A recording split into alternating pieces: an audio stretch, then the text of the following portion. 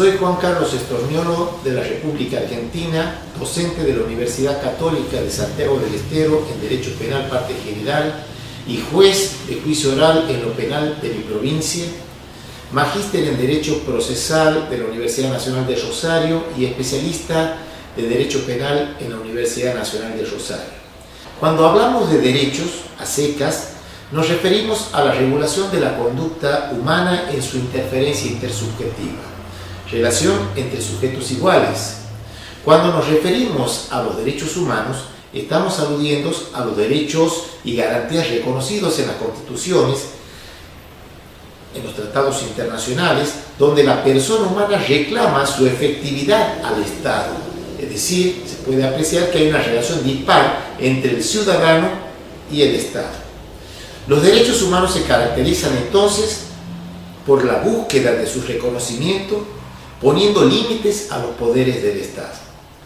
Para una mejor comprensión de los derechos, libertades y garantías convencionales, es necesario repasar conceptos del derecho penal, como así también del derecho procesal penal. Estas ramas jurídicas tienen similitudes por la protección que brindan a las personas. El derecho penal protege bienes jurídicos. El derecho procesal penal garantiza el acceso a la justicia, el sistema de enjuiciamiento, etc. Los derechos humanos protegen la vida y la dignidad de los seres humanos. El derecho penal, el derecho procesal penal y derechos humanos se relacionan también por cuanto la gran mayoría de los casos que recepciona la Comisión Interamericana de Derechos Humanos y la Corte Interamericana de Derechos Humanos están vinculados con delitos regulados por el derecho penal, como ser privaciones ilegítimas de la libertad, homicidios, genocidios, desaparición forzada de personas, delitos de lesa humanidad, abusos sexuales, apremios ilegales, torturas, etc. Y también están vinculados con las irregularidades del derecho penal, del derecho procesal penal, como ser violación de los plazos razonables, prisiones preventivas exageradas, órdenes de aprehensión y detención ilegales, falta de motivación en las sentencias, etc. Por esta razón, comenzaré a desarrollar algunos conceptos de derecho penal, como así también de derecho procesal penal, y por último, hacer un análisis sobre los principios del derecho procesal penal, vinculados a los antecedentes del sistema interamericano de derechos humanos. Podemos describir al derecho penal como un sector del ordenamiento jurídico constituido por un conjunto de disposiciones legales que asocian a delitos y estados de peligrosidad criminal como supuestos de hecho, penas y medidas de seguridad, respectivamente, como consecuencias jurídicas. El contenido del derecho penal está dado por la creación de delitos. Dicha creación se opera por medio de la descripción de conductas o acciones que se determinan como prohibidas por medio de la asignación de una pena para el caso en que se realice. Estamos hablando de la conducta y la tipicidad que la Corte Interamericana se ha expedido en varios casos. También contiene el derecho penal la imposición de la pena. La pena, como ser prisión, reclusión, inhabilitación, multa, están vinculadas con la culpabilidad del autor. El carácter retributivo es solo un aspecto de la pena, que también tiene otras características como ser de prevención general, enviando el mensaje a la sociedad, y de prevención especial, enviando un mensaje al que ha delinquido. Sobre estas cuestiones también se ha expedido la Corte Interamericana. Y otro, por último, los contenidos también del derecho penal es la determinación de medidas de seguridad vinculadas a la peligrosidad del delictual, es decir, a la peligrosidad de los autores de los delitos. Esto nos demuestra que no deberíamos seguir conceptualizando a la ley penal solo en función de la pena. La determinación de medidas de seguridad pertenece, pues, al campo del derecho penal propio de la ley penal. Desde el punto de vista objetivo, el derecho penal es una parte del ordenamiento jurídico integrado por normas reguladoras del poder punitivo del Estado, esto es, el ius puniendi. Las normas penales ponen límites a ese ius puniendi que está en poder del Estado. Como más adelante veremos, la Corte Interamericana hace referencia también a ello. Desde una perspectiva subjetiva, ya lo hemos adelantado, el derecho penal se entiende como la potestad que tiene el Estado de castigar. En virtud del ius puniendi, corresponde entonces al Estado crear y aplicar el derecho penal objetivo. El derecho penal subjetivo, es decir, el ius puniendi, es la potestad que tiene el Estado para imponer penas y medidas de seguridad a los infractores de las normas penales que las establecen. Esta potestad la ostenta el Estado. ¿En dónde? El ius puniendi me estoy refiriendo. En sede legislativa, porque le corresponde a los legisladores establecer las conductas prohibidas, asignarles una pena o una medida de seguridad. O sea, crea el delito y las sanciones penales. El ius puniendi también corresponde al Poder Judicial, que es el encargado de aplicar a los infractores las normas y sus consecuencias jurídicas. O sea, que juzga y condena a los que cometen delitos. El ius puniendi también le corresponde al Poder Ejecutivo. Se encarga de investigar los delitos y también hacer efectivo el cumplimiento de las penas impuestas, especialmente las penas privativas de la libertad. Como se puede ver, el ius puniendi atraviesa transversalmente los tres poderes del Estado. Es muy fuerte el ius puniendi. En el desarrollo de la clase veremos que la Corte Interamericana de Derechos Humanos se ha expedido sobre estos temas. El derecho penal también lo podemos dividir en derecho penal formal y material. El derecho penal formal es el conjunto de disposiciones legales que asocian a delitos y estados de peligrosidad criminal como supuestos de hecho y penas y medidas de seguridad como consecuencia jurídica, como ya lo hemos adelantado hace un momento. El derecho penal material tiene por objeto la protección de bienes jurídicos fundamentales del individuo y de la sociedad frente a las formas más graves de agresión. Se erige, pues, en un instrumento de control altamente formalizado cuyo fin es el mantenimiento del orden social. Podemos clasificar los bienes jurídicos en tres: los bienes jurídicos individuales, colectivos y supraindividuales. Los bienes jurídicos individuales son aquellos cuyo portador es el individuo. Protegen la vida humana, la integridad física, la integridad sexual, el honor, la propiedad privada, entre otros. Los bienes jurídicos colectivos, estos bienes jurídicos tratan de evitar situaciones que suponen un peligro abstracto para los bienes jurídicos individuales. Por ejemplo, los delitos contra la salud pública, delitos contra la seguridad vial, entre otros. Y por último, los bienes jurídicos supraindividuales se constituyen en una tercera categoría en atención a su portador y su relación con el resto de bienes jurídicos. Por ejemplo, delitos cometidos contra la administración pública, la administración de justicia, seguridad del Estado, interés del Estado en el control de los flujos migratorios, entre otros. También podemos dividir al derecho penal en derecho penal de autor y derecho penal de acto. El derecho penal de acto es aquel que se sustenta en el hecho cometido por el delincuente, mas no en la personalidad del mismo. Se juzga el homicidio, esto es, el hecho de matar a otra persona, y no al homicida por sus características personales. Se juzga por lo que hizo y no por lo que es. El derecho penal de autor, en cambio, se juzga por la apariencia o forma de ser del autor. Por lo tanto, lo delictivo, lo prohibido, lo reprochable, lo peligroso sería no el acto, sino la personalidad del autor. Por ejemplo, el ser homicida, la violación como el ser un delincuente sexual.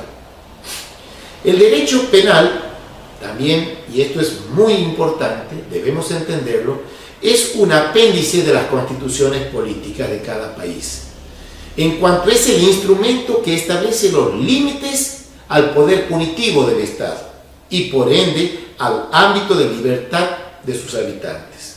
El derecho penal y constitución no son compartimentos estancos, por lo que se torna necesario confrontarlos, adecuando la norma de menor jerarquía a esta. Esta, a su vez, o sea, la Constitución, debe también estar conforme a la Convención Americana de Derechos Humanos. El nuevo paradigma implementado desde hace 2 o 3 décadas en la región latinoamericana es el de un Estado constitucional de derecho. Ya no vivimos en un Estado de derecho donde prevalecía la ley. Vivimos en un Estado constitucional de derecho donde prevalece la Constitución y los tratados internacionales de derechos humanos. Por eso, hace tiempo, imperaba, como hemos dicho, el Estado de Derecho, donde prevalecía el imperio de la ley. Para entonces, los programas de derecho penal no incluían la Constitución y los tratados internacionales de derechos humanos. Al derecho constitucional se lo estudiaba solo como una materia aparte, separada del derecho penal, bajo la concepción de que la ley fundamental solo reconocía derechos y garantías y organizaba el poder estatal.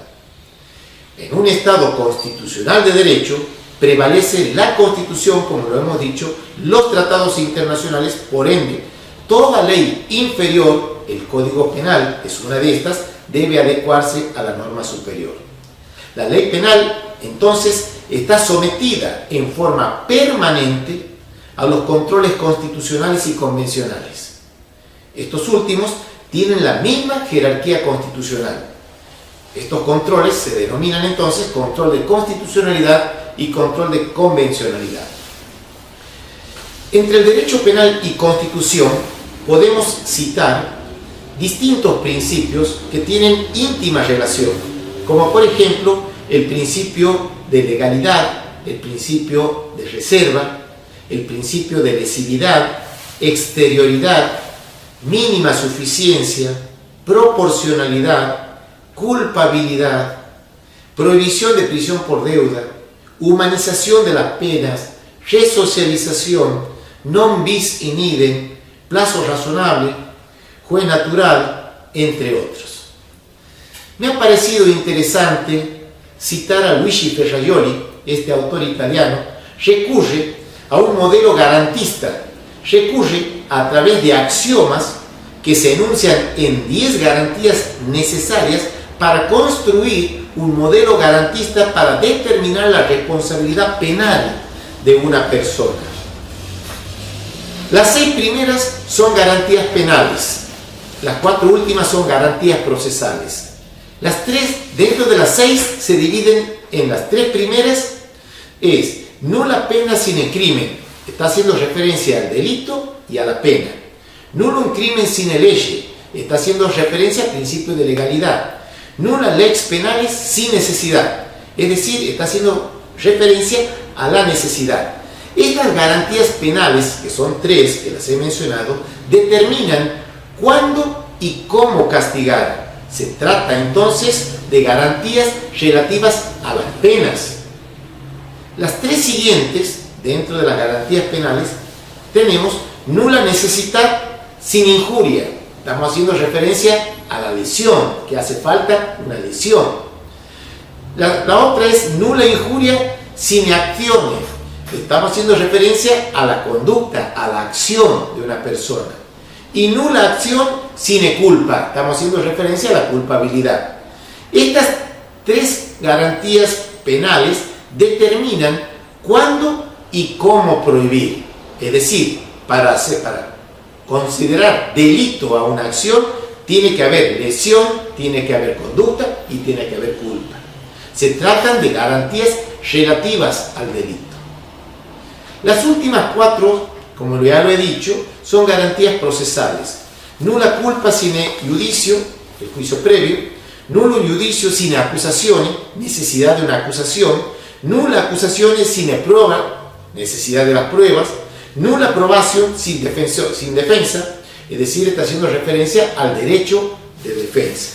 Estas garantías procesales determinan cómo y cuándo juzgar. Expresan garantías respecto al proceso. El derecho procesal penal es el conjunto de normas que regulan los pilares del debido proceso, con la única finalidad de la aplicación de las leyes de fondo o leyes sustanciales.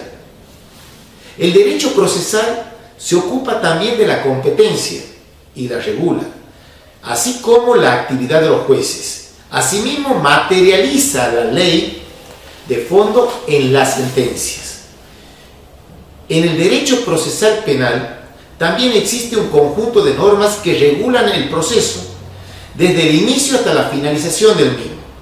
Tiene la función, el proceso penal, de investigar, identificar y sancionar al que ha cometido el delito, en el caso, sancionar si fuese necesario. Las conductas que constituyen delito, evaluando las circunstancias particulares de cada caso concreto. El derecho procesal penal es entonces el conjunto de normas jurídicas que regulan el desarrollo del proceso penal. El objeto del derecho procesal penal radica en el esclarecimiento del hecho denunciado previa actuación de pruebas. También de obtener mediante la intervención del juez la declaración de certeza positiva o negativa de la pretensión punitiva del Estado, quien ejerce a través de la acción del Ministerio Fiscal. El proceso se puede terminar antes de la sentencia. Por eso se debe hablar de resolución y no de sentencias. Se busca determinar si se cometió o no delito.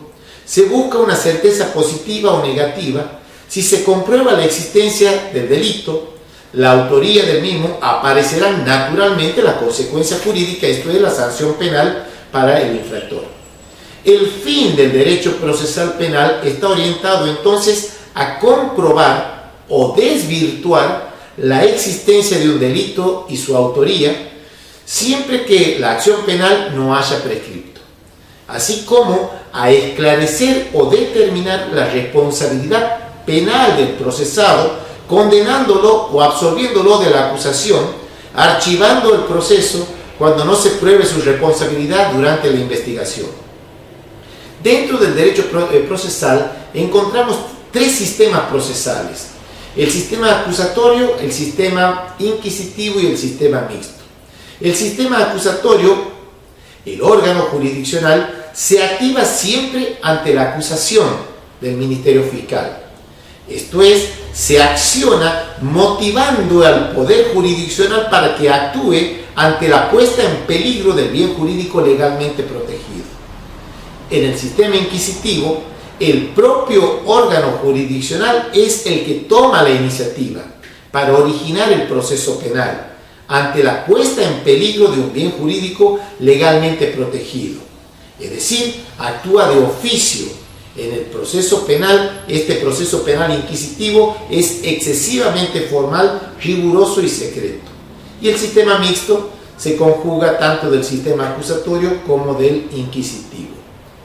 En el juicio penal consiste entonces en un debate, una contradicción entre las partes, con igualdad de oportunidades, lo que exige un amplio y cabal reconocimiento del derecho de defensa, que es en definitiva lo que torna en racional y legítima la persecución penal y la pena que eventualmente llegue a imponerse, y lo que nos permite hablar en propiedad de un verdadero juicio. ¿Qué es el proceso? Alvarado Belloso, un prestigioso doctrinario de Rosario, República Argentina, enseña que el proceso es un método, no una meta. Es un método de debate pacífico, dialogal, argumentativo, que sirve para que dos sujetos naturalmente desiguales, que se encuentren en situación bien cualquiera de la vida, puedan discutir en términos de absoluta igualdad ante la ley, asegurada por un juzgador gracias a sus cualidades de imparcialidad e independencia. ¿Qué sujetos procesales intervienen en un juicio o en un proceso penal? El Ministerio Público Fiscal, el imputado con el defensor, con su defensa, el querellante particular, la víctima, el ministerio pupilar, eventualmente en el caso de que hayan involucrados o víctimas personas, niños, niñas o adolescentes, el civil responsable, el citado de garantía y por último el juez independiente, imparcial e imparcial. ¿Qué principios procesales podemos mencionar?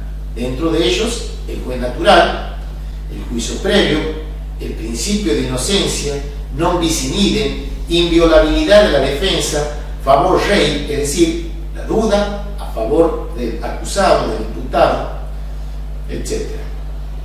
El sistema interamericano de derechos humanos constituye el marco para la promoción y protección de los derechos humanos y provee un recurso a los habitantes de América que han sufrido violación de sus derechos humanos por parte del Estado, de ese ius puniendi al que hacemos referencia. El sistema interamericano de protección de derechos humanos es el conjunto de normas sustantivas y procesales, organismos y mecanismos de denuncias que en el marco de la Organización de los Estados Americanos, de la OEA, cumplen la función de promover y proteger los derechos humanos universales en América. En el sistema interamericano tenemos los órganos de la Comisión Interamericana de Derechos Humanos y la Corte Interamericana de Derechos Humanos. Ahora vamos a hacer referencia a los principios del derecho procesal penal que vamos a tratar en este curso. Específicamente vamos a adentrarnos a los principios, que es el motivo de este curso. Dentro de esos principios vamos a tener como referencia la dignidad humana, la libertad personal, la prelación de los tratados internacionales, la imparcialidad de los jueces, el principio de legalidad, presunción de inocencia, la defensa en juicio, la oralidad, la actuación procesal de las partes, la protección de la víctima, la lealtad procesal, la gratuidad, el principio de intimidad, principio de contradicción, inmediación, concentración, publicidad, juez natural, doble instancia, lo que se conoce como el doble conforme, cosa juzgada, restablecimiento del derecho, cláusula de exclusión, integración y prevalencia. Por tanto, vamos a hacer ahora a introducirnos en los principios de la dignidad humana. La noción de dignidad humana se vincula con el respeto incondicionado que merece todo individuo en razón de su mera condición humana, es decir, independientemente de cualquier característica o aptitud particular que pudiera poseer. Desde una perspectiva kantiana, la dignidad es algo que se ubica por encima de todo precio y, por lo tanto, no admite nada equivalente. Mientras las cosas tienen precio, las personas tienen dignidad, dice Kant. La dignidad como prerrogativa característica de las personas es un valor absoluto que escapa, por tanto, a todo cálculo utilitarista de costos-beneficios. La dignidad humana está reconocida en la Declaración Americana de los Derechos Humanos, Derechos y Deberes del Hombre de 1948, en el preámbulo, y dice: todos los hombres nacen libres e iguales en dignidad. También en el artículo 23 de la Declaración Americana de los Derechos y Deberes del Hombre reitera diciendo mantener la dignidad de las personas. La Declaración Universal de los Derechos Humanos del año 1948 invoca en su preámbulo la dignidad intrínseca de todos los miembros de la familia humana, para luego afirmar que todos los seres humanos nacen libres iguales en dignidad y en derechos. El Pacto Internacional de Derechos Civiles y Políticos del año 1966, en el preámbulo reconoce la dignidad inherente a todo miembro de la familia humana y sus derechos iguales e inalienables. Por su parte, el Pacto Internacional de Derechos Económicos, Sociales y Culturales del año 1966, en el preámbulo reconoce la dignidad inherente a todos los miembros de la familia humana. Por su parte, la Convención Americana de Derechos Humanos del año 1969, en el preámbulo establece derechos esenciales del hombre que tienen como fundamento los atributos de la persona humana. Y en el artículo 5 dice: nadie puede ser o debe ser sometido a torturas, ni a penas y tratos crueles, inhumanos y degradantes. Toda persona privada de su libertad será tratada con respeto debido a la dignidad inherente del mismo. Y el artículo 6 hace referencia al trabajo forzoso y dice: el trabajo forzoso no debe afectar la dignidad ni la capacidad física o intelectual del recluido. Por su parte, la Convención Interamericana para prevenir, sancionar y erradicar la violencia contra la mujer, esto es la Convención de Belén do Pará, en el artículo 4 refiere al derecho de la mujer a que sea respetada la dignidad inherente a su persona.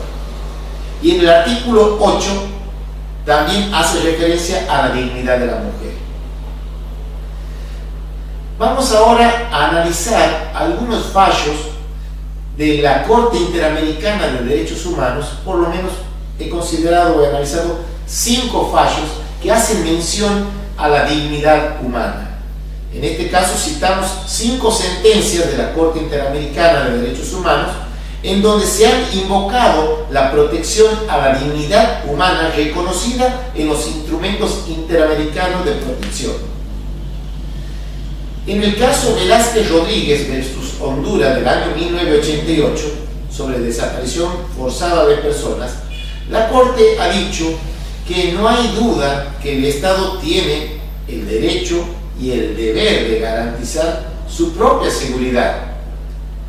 Tampoco puede discutirse, dice la Corte, que toda sociedad padece por las infracciones a su orden jurídico, y agrega: ninguna actividad del Estado puede fundarse sobre el desprecio a la dignidad humana. También dice en el párrafo 156: el aislamiento prolongado y la incomunicación coactiva a lo que se ve sometida la víctima representan por sí mismos formas de tratamiento cruel e inhumano, lesivas a la libertad psíquica y moral de las personas y del derecho de todo detenido al respeto debido a la dignidad inherente al ser humano. En el párrafo 165 dice: el ejercicio de la función pública tiene unos límites que derivan de los derechos humanos, son atributos inherentes a la dignidad humana y en consecuencia superiores al poder del Estado. Como se puede advertir, la Corte Interamericana pone en un lugar superlativo la dignidad de la persona humana con relación al Estado. Por eso claramente dice: la dignidad humana es superior al poder del Estado. En el párrafo 158 hace referencia a las prácticas estas de la desaparición forzada de personas y dice: estas desapariciones significan una ruptura radical de este tratado en cuanto a la dignidad humana y de los principios que más profundamente fundamentan el sistema interamericano y la misma convención. También podemos citar el caso Caballero Delgado y Carmen Santana versus Colombia del año 1995, el caso Neira Alegría y otro versus Perú del mismo año, el caso Niños de la Calle versus Guatemala del año 1999. Y por último, el caso del penal Miguel Castro Castro versus Perú del año 2006. Ahora vamos a analizar otro principio fundamental del sistema interamericano de protección de los derechos humanos, que es la libertad personal. La libertad personal está reconocida, plasmada en el artículo 7 de la Convención Americana de los Derechos Humanos. El artículo 7 prevé los derechos a la libertad personal. En el apartado 1 dice: toda persona tiene derecho a la libertad y a la seguridad personal. En el punto 2, nadie puede ser privado de su libertad física, salvo por las causas y condiciones fijadas de antemano por las constituciones políticas de los estados o por las leyes dictadas conforme a ellas. Habla de la legalidad de las detenciones. El punto 3 dice: nadie puede ser sometido a detención o encarcelamiento arbitrarios. Está haciendo referencia a las detenciones arbitrarias. El punto 4 dice: toda persona detenida debe ser informada de las razones de su detención y notificada sin demora del cargo o cargos formulados en su contra.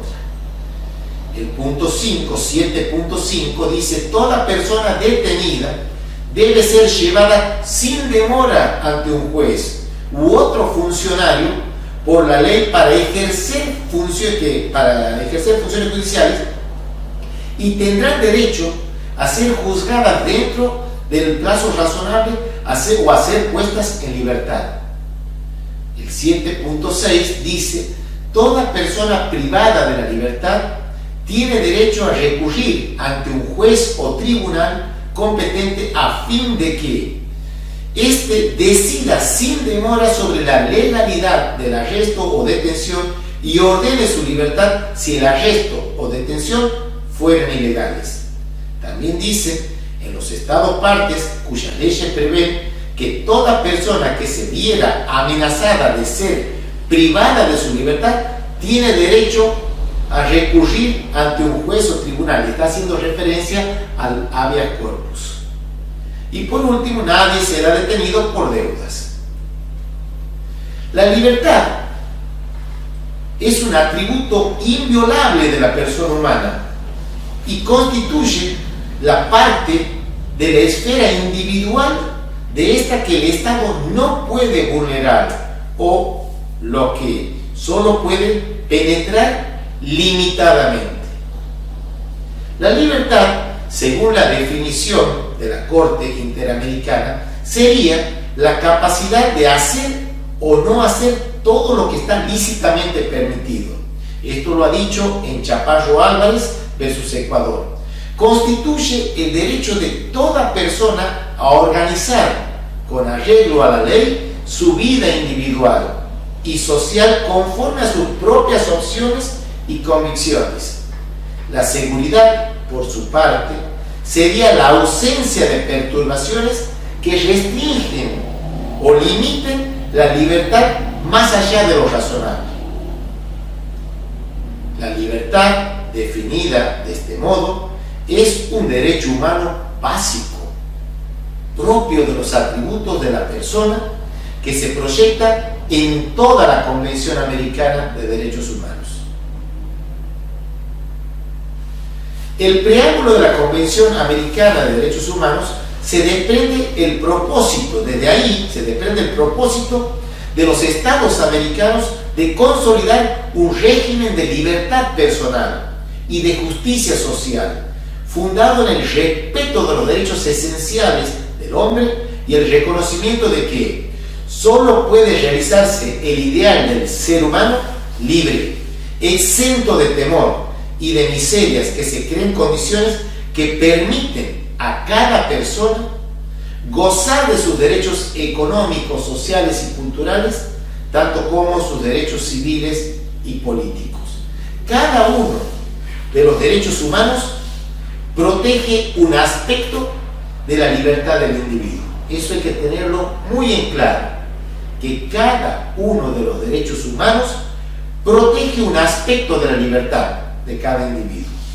La libertad personal, entendida como la libertad física, la protección contra toda interferencia ilegal o arbitraria de la libertad física, tal como lo ha entendido el Tribunal Europeo de Derechos Humanos en el caso Hengel del año 1976.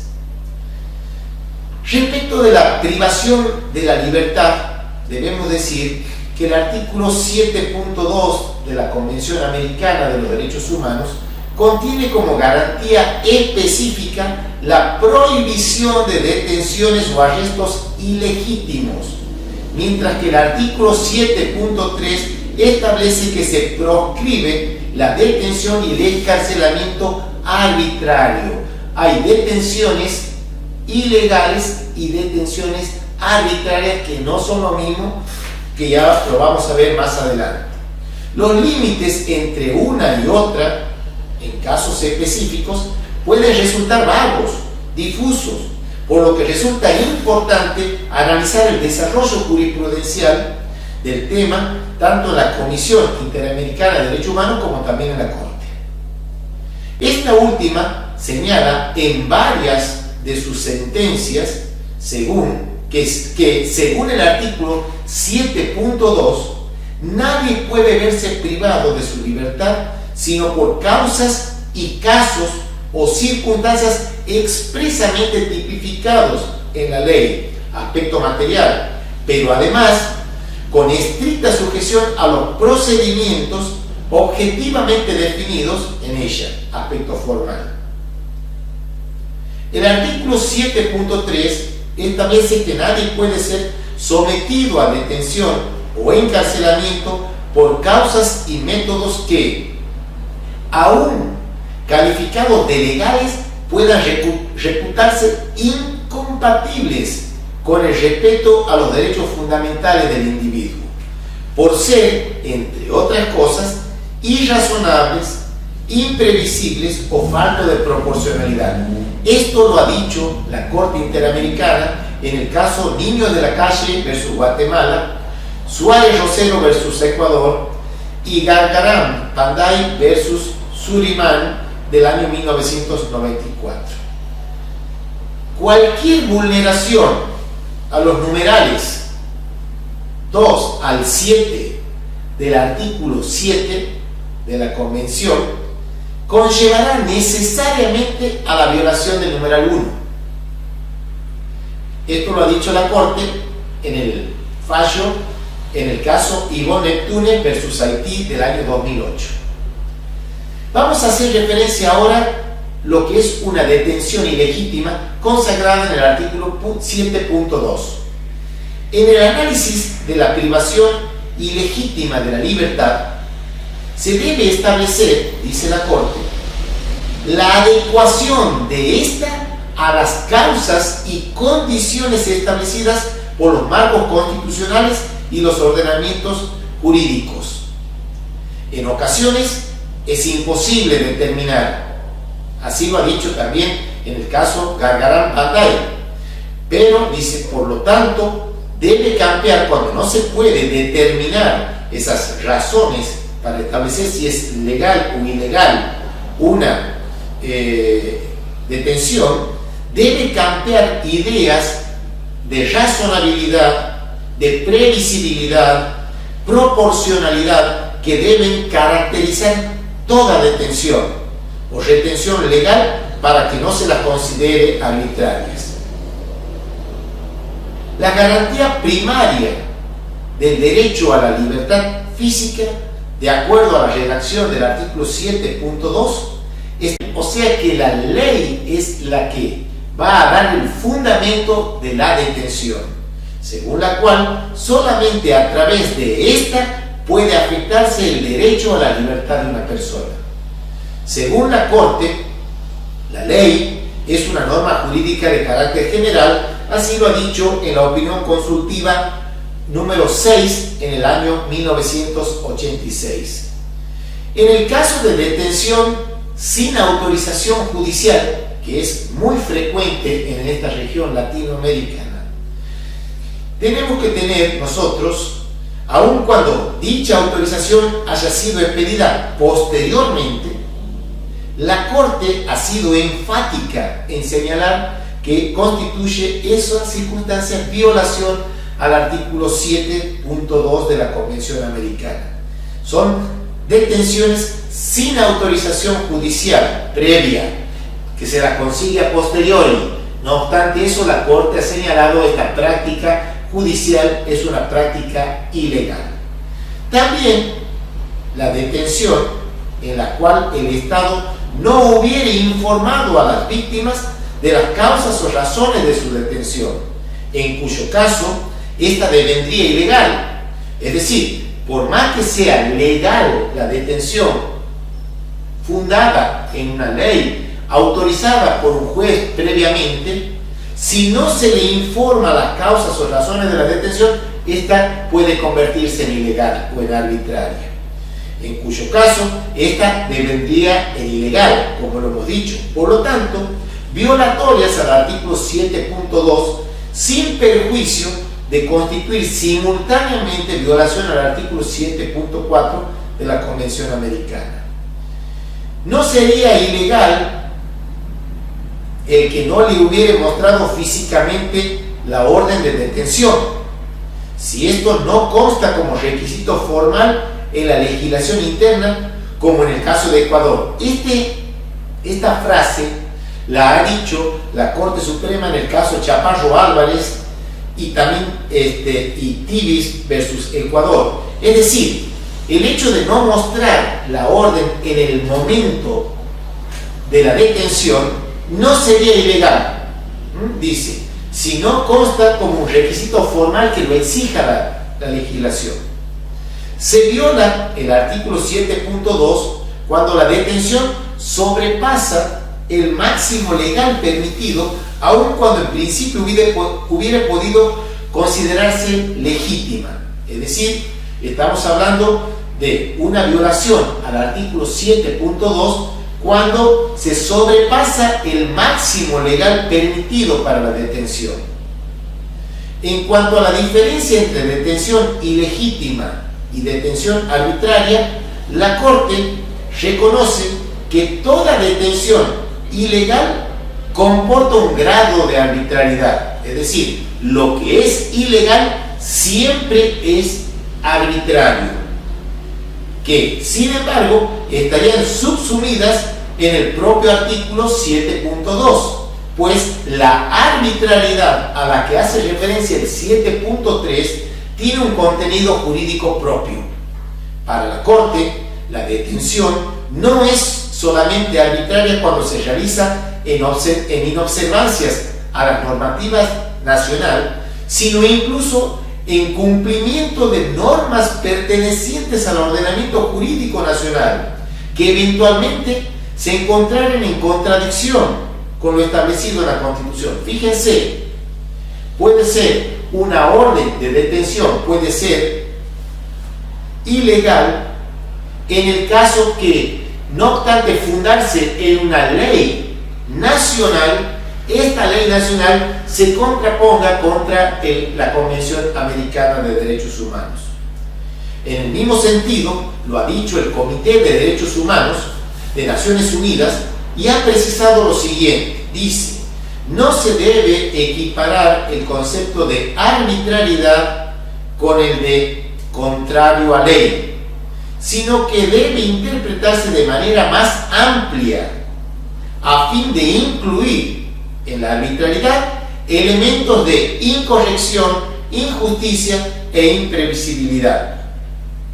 Esto lo ha dicho el Comité de Derechos Humanos en el año 1994 en el caso Albert Woman Mukom versus Camerún. Ahora vamos a hacer referencia al 7.3, que es la detención arbitraria. Con frecuencia resulta difícil, ya lo hemos dicho, delimitar donde termina la detención ilegítima y comienza la detención arbitraria. Pues en ocasiones la diferencia radicará en la gravedad de la vulneración o en su reiteración. La jurisprudencia interamericana, como la europea, insisten en la necesidad de no confundirlas, no solamente por sus diferentes efectos, sino porque cada una tiene un contenido jurídico propio. La declaración de arbitrariedad de una detención o encarcelamiento no depende solamente de la contradicción con la ley interna, sino, sobre todo, de la vulneración de la Convención Americana de Derechos Humanos, aun cuando esta detención respetara las normas vigentes del ordenamiento jurídico nacional. Lo que hemos dicho hace rato, puede haber una ley nacional que autorice la detención, pero esta ley nacional sea contraria a la convención, por lo cual esta detención va a ser arbitraria o ilegal. La detención podrá tornarse arbitraria si en el curso se producen hechos atribuibles al Estado que sean incompatibles con el respeto a los derechos humanos del detenido. Puede ser una detención legal que luego se convierte en arbitraria. Esto lo ha dicho en el caso López Álvarez versus Honduras en el año 2006 la Corte. En suma, una detención ilegítima e incluso inicialmente legítima puede tornarse arbitraria si el Estado incurre en actos que contravengan el sistema de protección de los derechos humanos. Pero una detención arbitraria, en cambio, no podrá nunca volverse legal en ninguna circunstancia, criterio que es compartido por el Tribunal Europeo de Derechos Humanos, el cual afirma textualmente que en un Estado que defiende la supremacía del derecho, una detención arbitraria no puede nunca ser legal. Esto lo ha dicho en el caso Winter contra Países Bajos en el año 1979. La Corte Interamericana establece que nadie puede ser sometido a detención o encarcelamiento por causas y métodos que, aun calificados de legales, puedan reputarse incompatibles con el respeto a los derechos fundamentales, por ser, entre otras cosas, irrazonables, imprevisibles o faltos de proporcionalidad. Es decir, aquí la Corte, en el caso García Asto y Ramírez Rojas versus Club en el año 2005 y Panorama y Iribarne contra Chile, ha establecido justamente esta circunstancia, que nadie puede ser sometido a detención por causas y métodos que, aún siendo calificados como legales en el país, estos sean irrazonables, imprevisibles o faltos de proporcionalidad.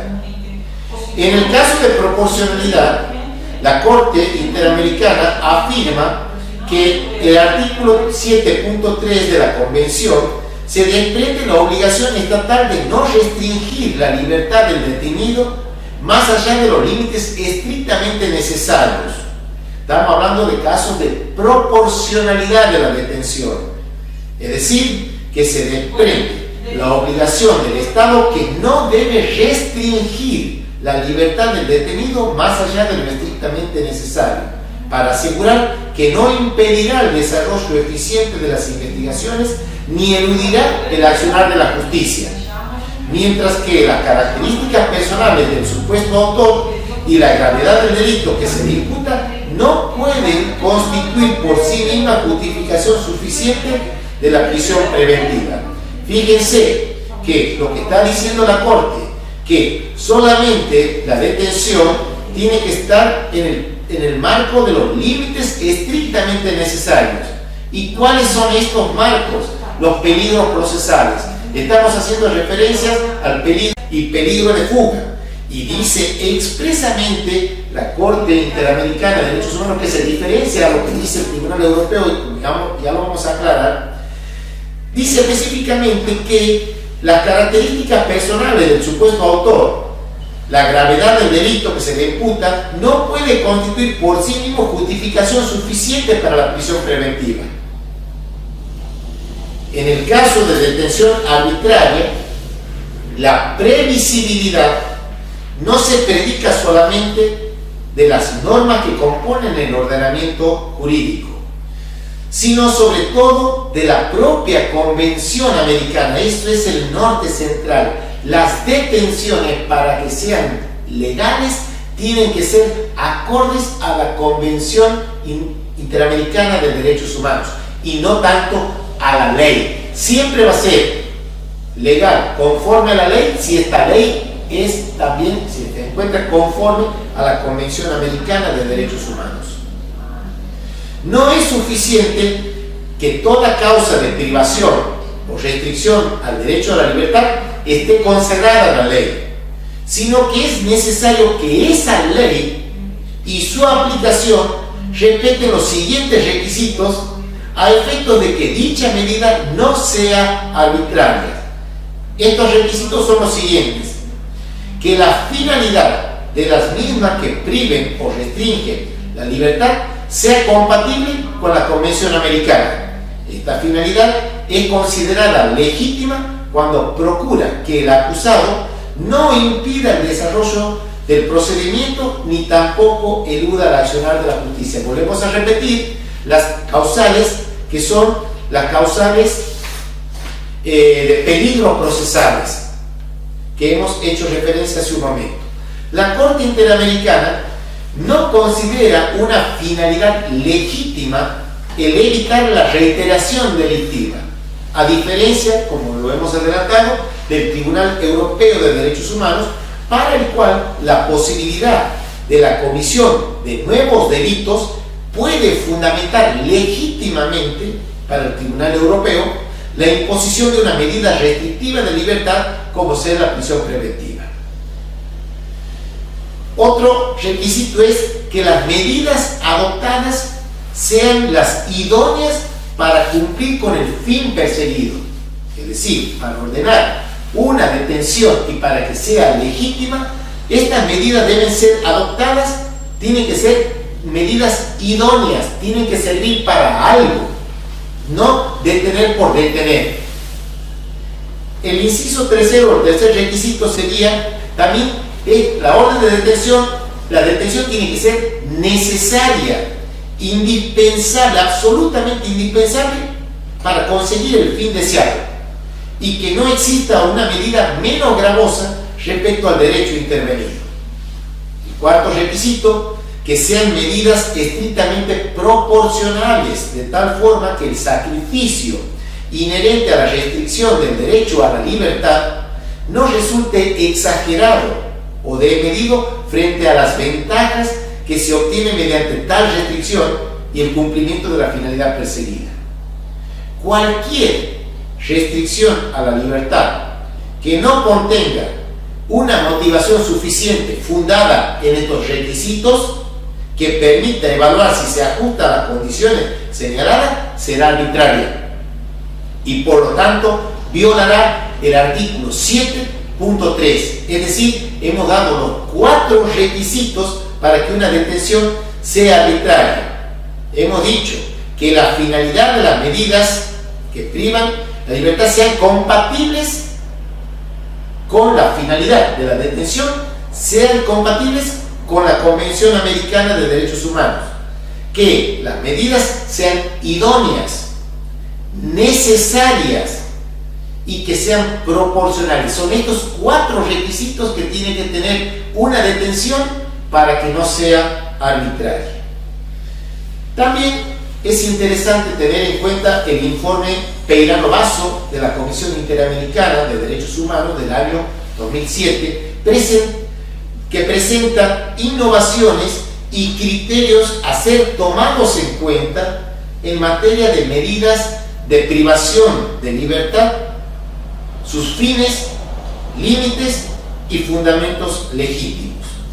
El informe dice que en virtud del principio de inocencia, en el marco de un proceso penal, el imputado debe permanecer en libertad como regla general, Sin embargo, se acepta que el Estado, solo como excepción y en determinadas condiciones, esté facultado para detener provisionalmente a una persona durante un proceso judicial aún inconcluso, con la advertencia de que la duración excesiva de la prisión preventiva origina el riesgo de invertir el sentido de la presunción de inocencia y convertir la medida cautelar en una verdadera pena anticipada.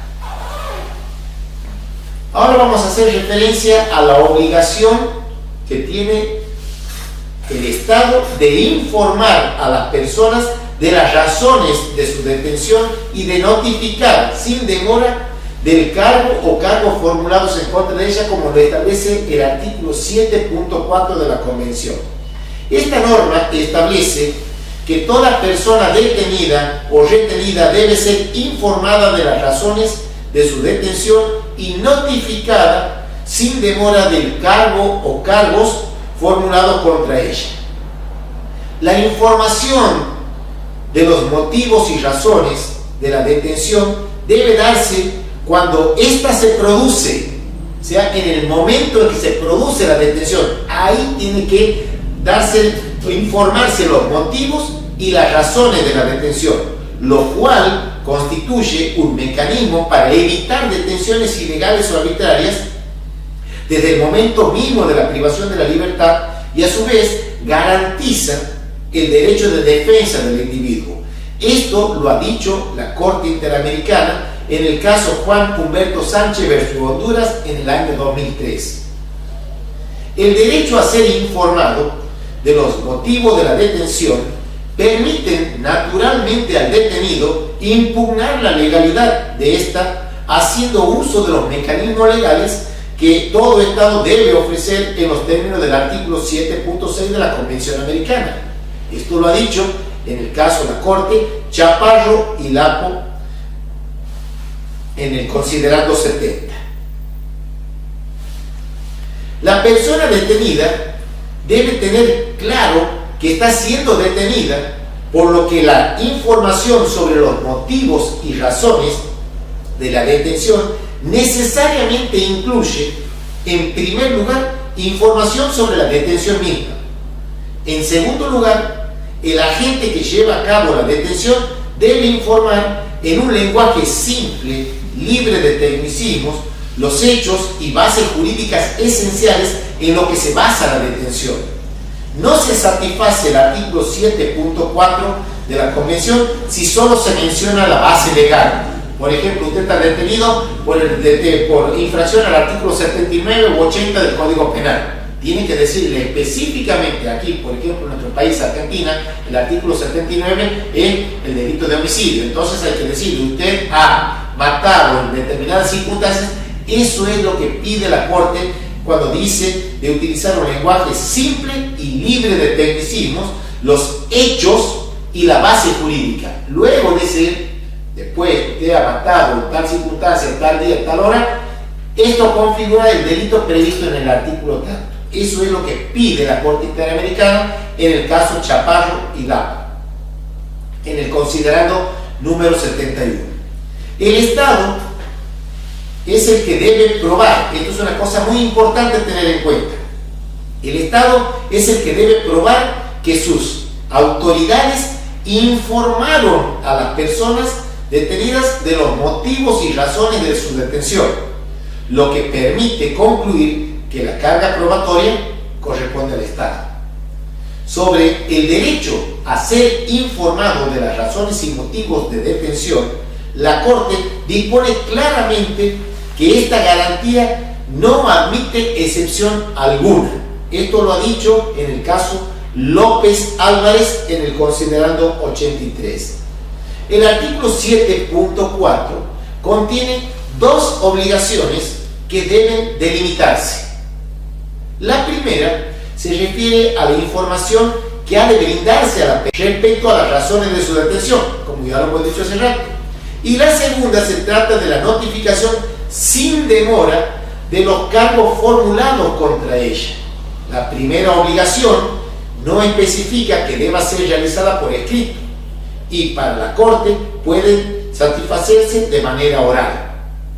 No ocurre lo mismo con la segunda obligación, pues el criterio de la Corte Interamericana en cuanto a la notificación de los cargos deben ser formulados siempre por escrito. Eso lo ha dicho en López Álvarez en el considerando número 76. El derecho del detenido a ser llevado sin demora ante un juez o funcionario autorizado por la ley para ejercer funciones judiciales, el artículo 7.5 de la Convención dispone en relación a este derecho que una persona dice que la detención de una persona sea sometida sin demora a revisión judicial como medio de control idóneo para evitar las capturas arbitrarias e ilegales. Fíjense lo que dispone esta norma, el 7.5, que la detención de una persona debe ser sometida sin demora a revisión judicial. Tiene que existir de inmediato un control judicial. Eso es lo que está diciendo. El control judicial inmediato es la medida tendiente a evitar la arbitrariedad o ilegalidad de las detenciones, tomando en cuenta que en un Estado de Derecho corresponde al juzgador garantizar los derechos del detenido. Esto lo ha dicho la Corte, esto referente al control judicial inmediato de las detenciones, lo ha dicho la Corte en el caso Hermanos Gómez Paquillauri versus Perú en el año 2004 en el considerando número 96. La comparecencia inmediata debe ser personal, esto ténganlo muy en cuenta. Dice, tiene que ser personal, la comparecencia personal, y no puede ser suplida por la remisión de un informe, un memorial al juez competente, pues los términos de la garantía establecida en el artículo 7.5 de la Convención Americana son claros en cuanto a que la persona detenida debe ser llevada sin demora a un juez o autoridad judicial competente conforme a los principios del control judicial e inmediación procesal. Esto lo ha manifestado la Corte en el caso Tibi, considerando número 118. En cuanto a la calidad de juez o autoridad competente, este concepto debe satisfacer los criterios establecidos en los artículos 8.1 de la Convención Americana. Esto lo ha dicho la Corte, última frase, cuando dice: la calidad de juez o autoridad competente debe estar circunscrito o remitido a los artículos 8.1 de la Convención Americana. Esto lo ha dicho en el caso Cantoral Benavides en el año 2000 la Corte Interamericana. Para ser considerado funcionario autorizado para ejercer funciones judiciales en el sentido del artículo 7.5, lo ha dicho también la Corte, y esto pueden tener precisiones en el caso Tibi, en el considerando número 11. Ahora vamos a hacer referencias del derecho del detenido a ser juzgado, del detenido a ser juzgado dentro de un plazo razonable.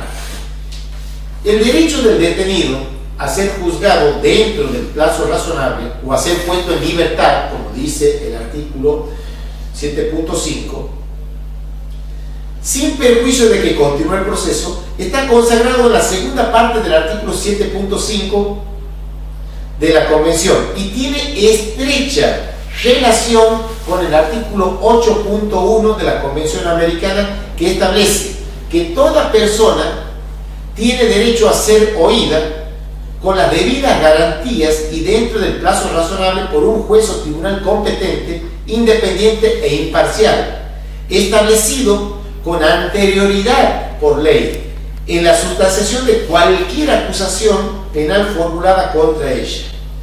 O sea, que lo que nos está diciendo la Corte es que el artículo 7.5 tiene íntima vinculación con el artículo 8.1 de la misma Convención. La diferencia radica en que la razonabilidad del plazo establecido en el artículo 7.5, cuando hace referencia al plazo razonable, se refiere al plazo de detención, mientras que en el artículo 7.8 se refiere a la duración del proceso. Los límites entre lo primero y lo segundo resultan en ocasiones naturalmente difusos, y la propia Corte reconoce que el concepto de plazo razonable no es una sencilla definición. Eso lo ha dicho en el caso Genie Lacayo contra Nicaragua en el año 1997 en el considerando 45. Ahora vamos a hacer referencia al artículo 7.6, que es el derecho de la persona privada de libertad a recurrir ante un juez o tribunal competente para que se decida sobre la legalidad de su arresto. Es preciso, dice la Corte respecto a este artículo, cuando lo comenta, es preciso que se observen todos los requisitos que sirvan para proteger, asegurar o hacer valer la titularidad o el ejercicio de un derecho. Esto lo ha dicho la Corte en el caso Juan Humberto Sánchez, en el considerando 124, en Hilaire Constantine Benjamín contra Trinidad Tobago en el año 2012, en el considerando 147. Ahora vamos a hacer referencia al habeas corpus, que es también una de las herramientas o instrumentos que nos da la Convención Americana justamente en esta normativa que estamos comentando. El habeas corpus y al amparo se los considera garantías judiciales no susceptibles de suspensión, es decir, aquí no se puede suspender porque haya un estado de sitio o por una situación excepcional institucional, la que sea. Estas garantías constitucionales, lo ha dicho la Corte hasta el hartazgo, la Corte Interamericana, no son susceptibles de suspensión, pues son indispensables para garantizar la legalidad en un Estado democrático.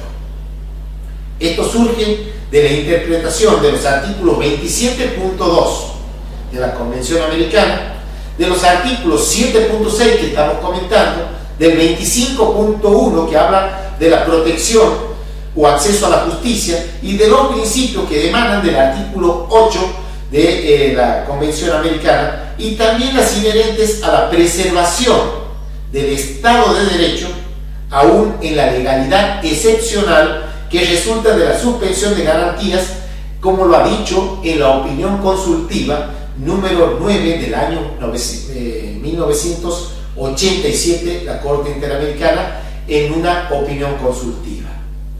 El recurso dirigido a garantizar la libertad individual debe ser sencillo y efectivo. Esto lo ha dicho la Corte en el caso Juan Humberto Sánchez, en el considerando número 85. Cuando se habla de recursos efectivos, no basta que los recursos existan formalmente, sino que se brinde a la persona la posibilidad real de interponer un recurso sencillo y rápido que le permita alcanzar la protección judicial requerida. Así lo ha manifestado la Corte en el fallo Tibi, en el considerando 131. Ahora vamos a analizar el principio de legalidad. Ya hemos terminado el principio de libertad personal y vamos a introducirnos en el principio de legalidad. Y debemos decir que tratar del principio de legalidad penal en la jurisprudencia de la Corte Interamericana de Derechos Humanos plantea la controversia existente en la doctrina penalista sobre el fundamento, sobre la naturaleza, el carácter, el contenido y el alcance del nullum crimen, nullum penam sine lege. Es decir, el valor que tiene la ley en el sistema interamericano, mirado naturalmente desde las doctrinas penalistas. Y Ramírez Rojas contra Perú, la Corte ha dicho que corresponde, esto es en el considerando 190 y 195, corresponde al juez penal del Estado al que aplicar la ley, al aplicar la ley penal, atenerse estrictamente a lo dispuesto por esta y observar la mayor rigurosidad en el adecuamiento de la conducta de la persona incriminada al tipo penal. Fíjense que es lo que hemos hablado hace un momento cuando hacíamos mención a los conceptos del derecho penal. O sea, que la Corte le pide a los jueces de cada de los estados que al aplicar la ley penal se atengan estrictamente a lo dispuesto en la ley, o sea, está haciendo referencia a la tipicidad. Dice observar con mayor rigurosidad el adecuamiento de la conducta a la norma, es decir, la subsunción de la conducta a la norma. Esto lo dice, como lo hemos hecho mención, en el caso García Astor y Ramírez Rojas contra Perú. Como se puede ver, la Corte hace expresa mención a conceptos de derecho penal, hace referencia a la tipicidad y hace referencia a la función del juez en lo que se conoce como la teoría del delito. En Cantoral Benavides del año 2000, en el considerando 157, se ha dicho en torno al principio de legalidad que las normas sobre los delitos de terrorismo y traición a la patria estaban vigentes en el Estado a la época de los hechos de esta causa. En Castillo Petrucci, en el año 1999, se declaró que las disposiciones de los decretos en cuestión, que establecían reglas procesales, violaban diversas disposiciones de la Convención Americana. Estas normas fueron aplicadas a las víctimas en el presente caso, por lo que infringen el artículo 2, por cuanto el Estado de Perú, dice la Corte, no ha tomado las medidas adecuadas en el derecho interno. El Estado tiene pues el derecho y el deber de garantizar su propia seguridad. También lo dice en el considerando 204. Pero no cabe admitir que el poder pueda ser ejercido sin límite alguno, o que el Estado pueda valerse de cualquier procedimiento para alcanzar sus objetivos. Aquí no es que el fin justifica sus medios. De esta manera se legitima la obligatoriedad jurídica de los decretos leyes. Eso es una crítica que se hace a este fallo, porque es como que lo ha tenido como válido, pero naturalmente esta es otra cuestión. La Corte Interamericana, en el caso Almonacid Orellanos versus Chile, en relación a un decreto ley número 2191 del año 1978, con el que se concedió amnistía a los autores de gravísimos crímenes cometidos contra opositores políticos, no fue objetado en los términos de autoridad jurídica, sino a la luz del contenido señalado como que era incompatible con la Convención del año 1969. Es decir, aquí se le hace una pequeña crítica a la Corte Interamericana porque no cuestiona al acto del decreto ley en sí mismo, sino por el contenido que es contrario a la Convención Interamericana de Derechos Humanos. La exigencia de taxatividad de los tipos delictivos y su punición deriva del propio principio de legalidad, como lo hemos dicho hace rato, que impone al legislador la prohibición de dictar leyes penales de contenido indeterminado. Sobre esto la Corte ha dicho mucho. En el caso Castillo Petrucci, 1999, denuncia la similitud de los tipos de terrorismo y de traición a la patria, ya que se refieren a conductas no delimitadas con rigor, por lo que podrían ser comprendidas indistintamente dentro de un delito como de otro, según los criterios del Ministerio Público y de los jueces respectivos. También lo ha dicho la Corte, se ha expedido un precedente que hay, cita en este precedente Castillo Petrucci, cita al precedente de 2 años anteriores, que era Loaiza Tamayo. La Corte entiende que en la elaboración de los tipos penales es preciso utilizar términos estrictos y unívocos que acoten claramente la conducta punible, dando pleno sentido al principio de legalidad penal. Era lo que habíamos hablado cuando hemos hecho referencia al derecho penal y al derecho procesal penal. Teniendo en cuenta que los usados, dice la Corte, en la especie, o sea, los términos utilizados en la especie, no delimitan estrictamente la conducta delictuosa, consideró que eran violatorios al principio de legalidad establecidos en el artículo 9 de la Convención Americana de Derechos Humanos. Este criterio se repite en la resolución del año 2000 en Cantoral Benavides. En resoluciones posteriores, la Corte Interamericana cambia el rumbo de la jurisprudencia, podríamos decir.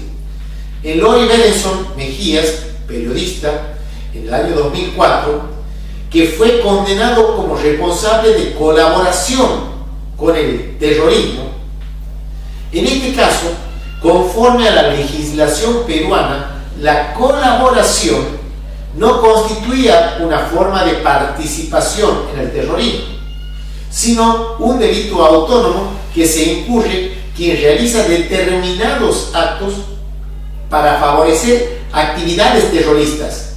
Eso lo dice en el considerando 127.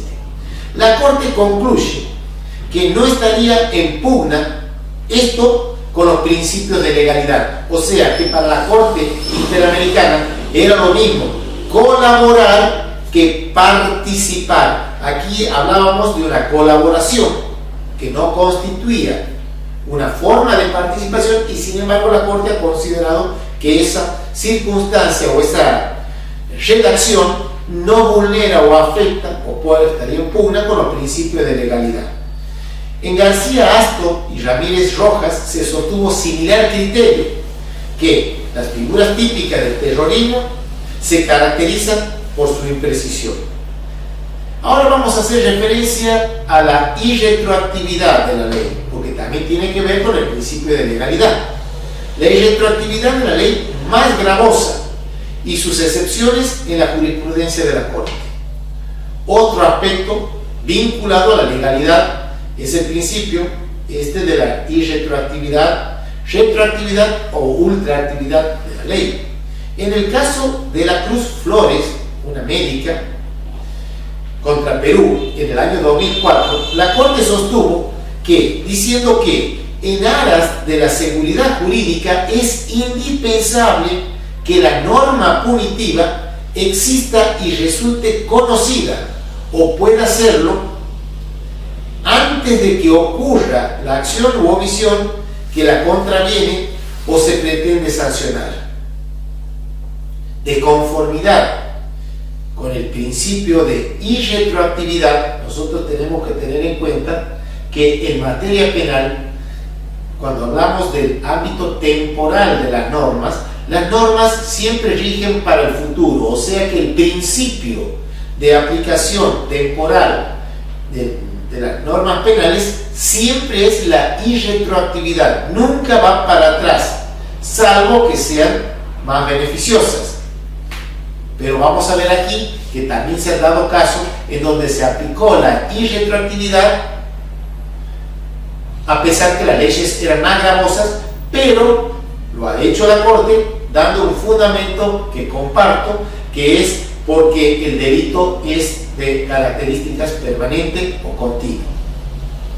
Siguiendo con la exposición en respecto a la irretroactividad, dice que de conformidad con el principio de irretroactividad de la ley penal desfavorable, el Estado no debe ejercer su poder punitivo, aplicando de modo retroactivo leyes penales que aumenten las penas o establezcan circunstancias agravantes o creen figuras agravadas de delito.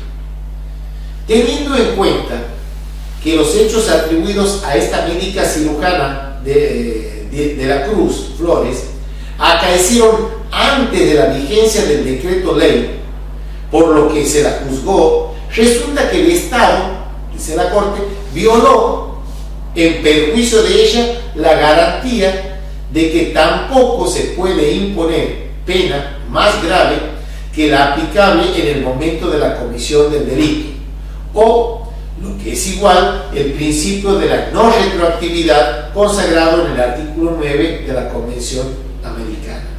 Esto lo ha dicho la Corte en el caso de la Cruz Flores, en el considerando 109. En el caso García Astos Ramírez y Ramírez Rojas, del año 2005, se utilizaron similares argumentos al empleado en De la Cruz Flores.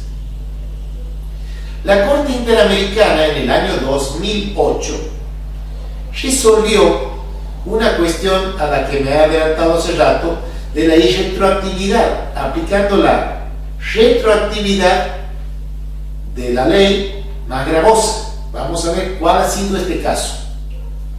En el año 2008, la Corte resolvió la cuestión de irretroactividad de la ley relativa a la desaparición forzada de personas. En el caso de María Tiu Tojín y su hija Josefa, de 1 mes de edad, a manos de militares guatemaltecos y miembros de las patrullas de autodefensa civil, hecho sucedido en agosto del año 1990, al que hizo una investigación de plagio o secuestro en la justicia militar. La Corte aquí en este tema hizo un cambio abrupto respecto al principio que sostenía en los casos anteriores. El problema se presenta en casos de la ley aplicable a los delitos permanentes, como el secuestro, es de efectos permanentes, y esa variedad supranacional que recibe el nombre de desaparición forzada de personas también es un delito permanente. Pues bien, en esta disyuntiva, la Corte, en este caso, adoptó la solución más severa para el reo, aquella que postula la aplicación de una ley nueva más gravosa si el resultado del delito. Ahora vamos a hacer mención o referencia al principio de legalidad. Tratar del principio de legalidad penal en la jurisprudencia de la Corte Interamericana plantea una controversia que existe en la doctrina penalista sobre el fundamento, la naturaleza, el carácter, el contenido y el alcance del nullum crimen, nulla pena sine lege. En el caso García Astos y Ramírez Rojas contra Perú, la Corte ha dicho que corresponde a los jueces penales aplicar la ley penal y atenerse estrictamente a lo dispuesto en esta y observar la mayor rigurosidad en el adecuamiento de la conducta a la norma. Es decir, hace referencia en el artículo, considerando 190, 195, a la cuestión de la subsunción de la conducta en la norma. Estamos haciendo mención a lo que ya hemos hecho referencia cuando hemos hablado del derecho penal. Y uno sería esto de la tipicidad, que es uno de los extractos de la teoría del delito.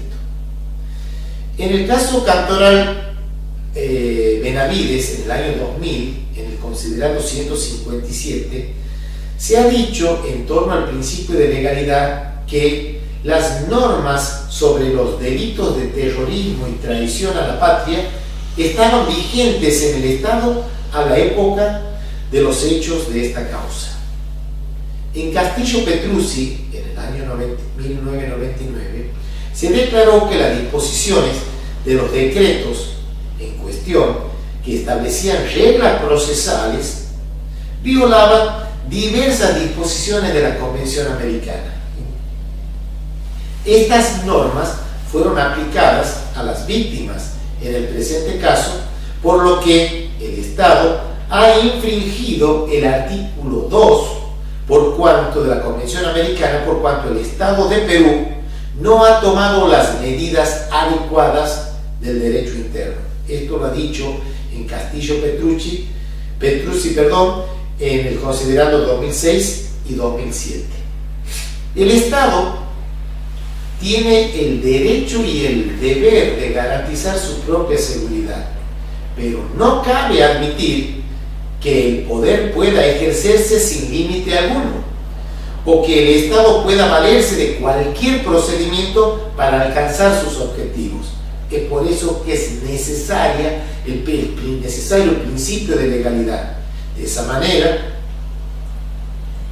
en el caso Almonacid Orellano y otro contra Chile, se ha hecho referencia a un decreto ley número 2191 del año 1978, con el que se había concedido la amnistía a los autores de gravísimos crímenes cometidos de lesa humanidad contra los opositores políticos.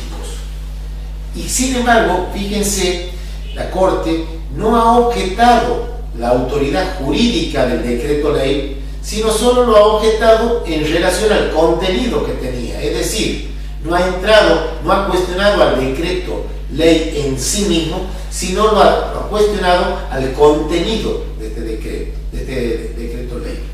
La exigencia entonces de la taxatividad en los tipos delictivos y sus puniciones derivan del propio principio de legalidad, que impone al legislador prohibir, o sea, la prohibición de dictar leyes penales de contenido indeterminado. En Castillo Petrucci, en el año 1999, denuncia la similitud, la Corte, de los tipos penales del terrorismo y de traición a la patria, ya que se refieren, dice, a conductas no delimitadas con vigor, por lo que podrían ser comprendidas indistintamente tanto en uno como en otro delito. Entonces, esto es lo que hace a que sea una conducta indeterminada. En el caso Loaiza Tamayo también se ha hecho mención, a punto tal que en este fallo Castillo Petrucci es citado el fallo Loaiza Tamayo como un precedente en el año 1997.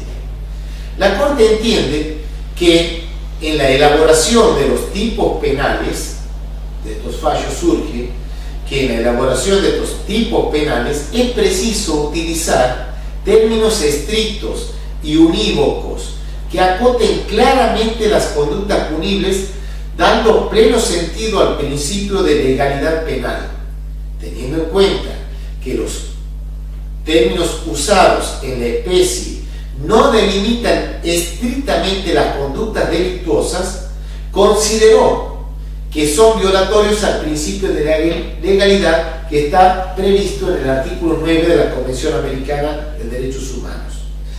El criterio se repite en la resolución del año 2000 en Cantoral Benavides. En resoluciones posteriores hay un pequeño giro o cambio en el rumbo de la jurisprudencia de la Corte. Estamos haciendo referencia a Lori Benson Mejías, que era un periodista. En el año 2004 se dictó este fallo. Fue condenado este periodista como responsable de colaboración con el terrorismo. Conforme a la legislación peruana, la colaboración no constituía una forma de participación en el terrorismo, sino un delito autónomo en que incurre quien realiza determinados actos para favorecer actividades terroristas. Así lo dice en el considerando 127. La Corte concluye que no estaría en pugna esta circunstancia con el principio de legalidad. Fíjense, un periodista ha sido condenado como colaborador siendo que dicha circunstancia no estaba prevista o determinada con exactitud taxativamente en la norma peruana. No obstante eso, la Corte Interamericana ha dicho que esta circunstancia de colaborador y de partícipe no pone en pugna el principio de legalidad. En García Asto y Ramírez Rojas se sostuvo similar criterio, siendo que las figuras típicas del terrorismo se caracterizan por su imprecisión. Ahora vamos a hablar de la irretroactividad de la ley más gravosa y sus excepciones en la jurisprudencia de la Corte. Es decir, como otro aspecto vinculado a la legalidad es el principio de la irretroactividad de la ley penal. En el caso de la Cruz Flores contra Perú, en el año 2004, esta médica fue condenada y la Corte sostuvo que en aras de la seguridad jurídica es indispensable que la norma punitiva exista y resulta conocida o pueda hacerlo antes de que ocurra el accionar u omisión que la contraviene o se pretende sancionar. De conformidad con el principio de irretroactividad de la ley penal desfavorable, el Estado no debe ejercer su poder punitivo aplicando de modo retroactivo leyes penales que aumenten las penas, establezcan circunstancias agravantes o creen figuras agravadas del delito. Teniendo en cuenta que los hechos atribuidos a esta médica cirujana acaecieron antes de la vigencia del decreto ley por el que se la juzgó, resulta que el Estado violó en perjuicio de ella la garantía de que tampoco se puede imponer pena más grave que la aplicable en el momento de la comisión del delito. O lo que es igual, violó el principio de no retroactividad que está consagrado, como hemos dicho, en el artículo 9 de la Convención. En el caso García Asto y Ramírez Rojas se utilizaron similares argumentos al empleado en el caso de la Cruz Flores. La Corte Interamericana en el año 2008 resolvió una cuestión de la irretroactividad de la ley relativa a la desaparición forzada de personas. Es el caso María Tiu Tojín y su hija Josefa, de 1 mes de edad, en manos de los militares guatemaltecos y miembros de las patrullas de autodefensa civil. Hecho sucedido el 29 de agosto de 1990 y al que hizo una investigación por plagio y secuestro. El problema se presenta en casos de la ley aplicable a los delitos permanentes, como el secuestro, por ejemplo, y esa variedad supranacional que recibe el nombre de desaparición forzada de personas.